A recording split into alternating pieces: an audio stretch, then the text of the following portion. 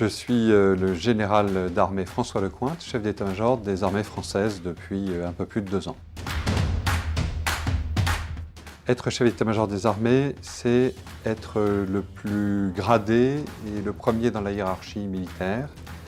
C'est être sous l'autorité de la ministre des Armées, c'est commander les 3 armées, terre, air, mer, et c'est être directement sous l'autorité du président de la République pour la conduite de l'ensemble des opérations militaires de la France. Je pense d'abord que c'est compliqué pour moi d'imaginer ne pas rejoindre l'armée. Je suis d'une famille depuis des générations et des générations d'officiers qui servent dans les armées, que ce soit dans la marine nationale ou dans l'armée de terre. Et cette vocation était très ancrée chez moi. Je pense que si je n'avais pas fait cela, j'aurais peut-être été jardinier. Ça dépend. Le nombre d'heures de sommeil par nuit dépend de la période de l'année où je me trouve. Ça peut varier de 3 à 7 heures, 8 heures par nuit. S'il y a une qualité, c'est peut-être l'intelligence et le sens de l'initiative. Parce qu'au combat, le combat étant une confrontation de volonté, ce qui garantit le succès, c'est la capacité à imaginer, à créer, et tout en respectant l'esprit de l'ordre qu'on a reçu, à trouver la bonne initiative qui surprendra l'ennemi et l'adversaire. Le pont de Verbania, c'est Sarajevo, c'est 1995. C'est un épisode de l'histoire de l'armée française récente qui marque les esprits, d'abord parce que ça marque un changement de posture brutal dans cette intervention des casques bleus et des Français à Sarajevo. Ça marque une volonté politique forte, celle du président Chirac. Et puis c'est le dernier assaut baïonnette au canon qui a été conduit par des soldats et j'étais avec mes hommes dans cet assaut, avec le lieutenant Héluin à l'époque et avec l'ensemble des soldats de sa section. Voilà, c'est un souvenir très fort et je pense que c'est aussi quelque chose d'assez symbolique. Le président Chirac disait de la dignité retrouvée.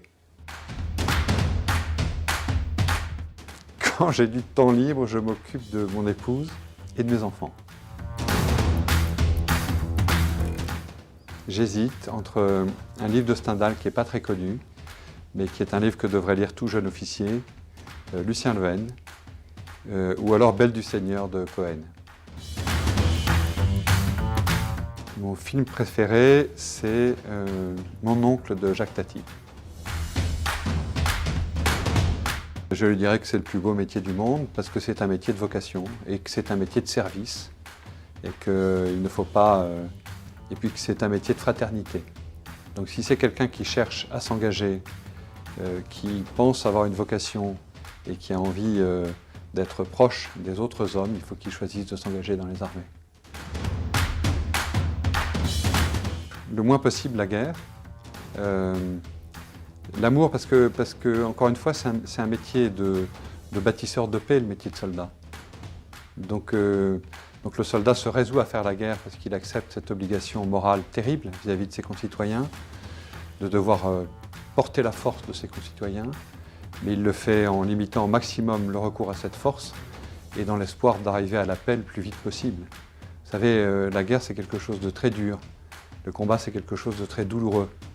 Et donc un soldat se résout au combat, mais en espérant le plus vite possible arriver à la paix, à l'amour. Ma plus grande fierté, je pense que c'est ma famille. La plus fort. Je ne sais pas s'il y a des gens qui sont plus forts que d'autres. Je sais que nos soldats sont les plus intelligents, les plus vaillants, les plus courageux. Engagez-vous. Engagez-vous. Voilà. Rejoignez l'engagement que vous voulez, rejoignez la vocation que vous voulez. N'imaginez pas que ce sera pour votre plaisir. Je pense qu'on trouve le plaisir et la satisfaction dans l'engagement et dans le service. Et que c'est vraiment ce qu'il y a de plus épanouissant et de plus grandissant. Et je souhaite à tous les jeunes qui m'écoutent, mais à tous ceux que je rencontre, de grandir et de s'élever.